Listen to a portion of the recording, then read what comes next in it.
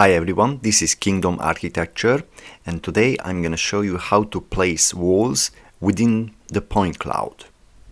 Okay, so we are using the same point cloud as before.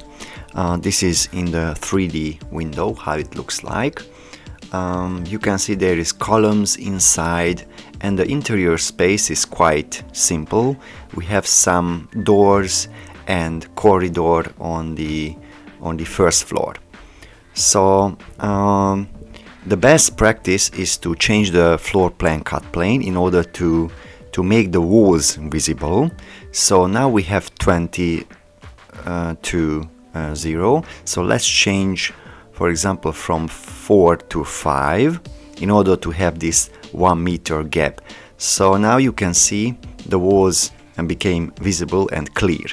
In the section view as well, you can see the point cloud is very narrow, and our ground floor is basically from 0 to 6.695 meters. So we are in metrics.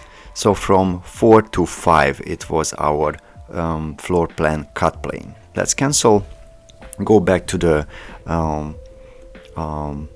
ground floor. So now let's practice with the walls. We have many options in the top scroll menu. We can choose single wall, connected wall, and many more options. So let's place down single wall. If we select the wall, we have this blue line now in the right side. This is our reference line. We can stretch our wall with this button.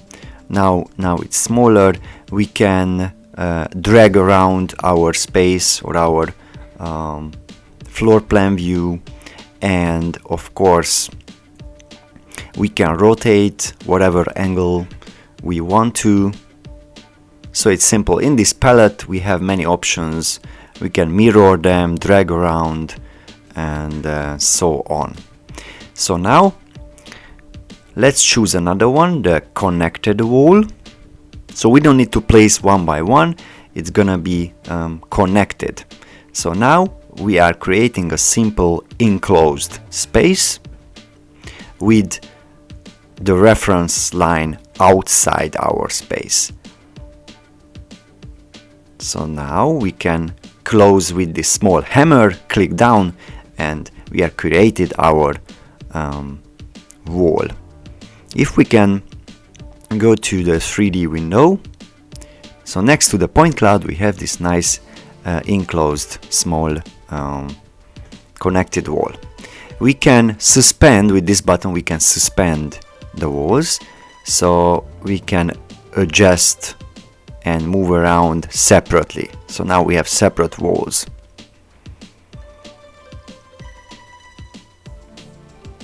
Nice one. Let's go back to our floor plan view, delete, and now we have to place down a wall and play around with other settings, because we can change the reference line. For example, we don't want to use in the inside, we want the center one, or we want the inside face where the reference line is. We can choose from this menu how it looks like in the floor plan view. There's two options, home story only, sorry, and all relevant stories. So it's two options there. We can choose the height our wall, and of course we can choose the thickness of our wall. So now it's 70 centimeters. Don't forget we are in metrics and with 2 decimals. Now we have 30 centimeter walls. Let's go back to 70. Yes. And we have our home story and our connected story as well. So if we drag this wall into the section to make it visible in the section view, we can see how it looks like here in the sections. You can see it's connected with the first story. So here, ground floor to the first floor. It's connected. So now we can delete and try to place down the wall, the connected wall system, next to our point cloud to make it visible. And don't forget to try to place as close as you can next to the point cloud. So now we have our reference line outside, and we have to trace around roughly, and after we make the fine tuning. So go to the corner, it's automatically goes around the corners, just you have to find pretty much the right angle for it. So next to the windows, trace around, go down, and if you hold down the shift, you can lock it to the axis. Now place down. So now we have our walls. Of course it's not accurate, it's not following our point cloud, but after this we have to make this fine tuning. So if we go inside the space, you can see the point cloud and the walls at the same place. So let's rotate around. This is how it looks. Go back to the ground floor, and now go back to the for the section view, and you can see it's like a couple of centimeters away from the point cloud, so it's not accurate. Always try to go as closer as you can to the point cloud.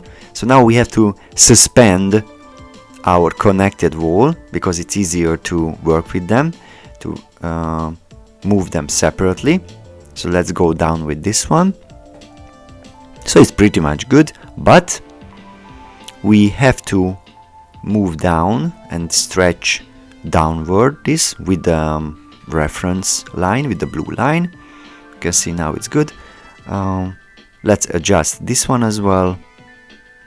Now it's kind of a little bit boring to watch this part, but this is crucial to make these fine adjustments. So this part as well,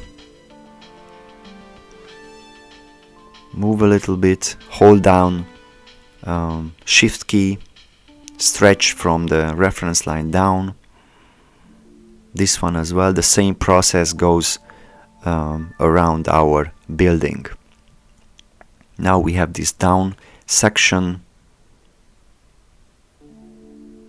the same amount, hold down shift, that's it, stretch our reference line. Nice one. And we have this part next to the stairs.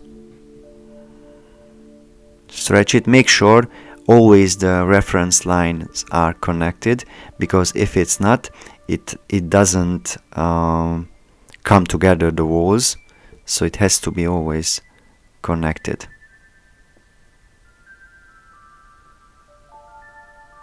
Okay, stretch it back, and now it's done. So pretty much our walls around this small palace, this space, it's done. Of course the windows, doors is not part of this tutorial, this is just the walls. So this is how it looks like, nice columns in the corridor and our wall system. Of course, if you want to make more adjustments, you can suspend the groups. So thank you very much. It was it. Our next tutorial is gonna be working with the slab system.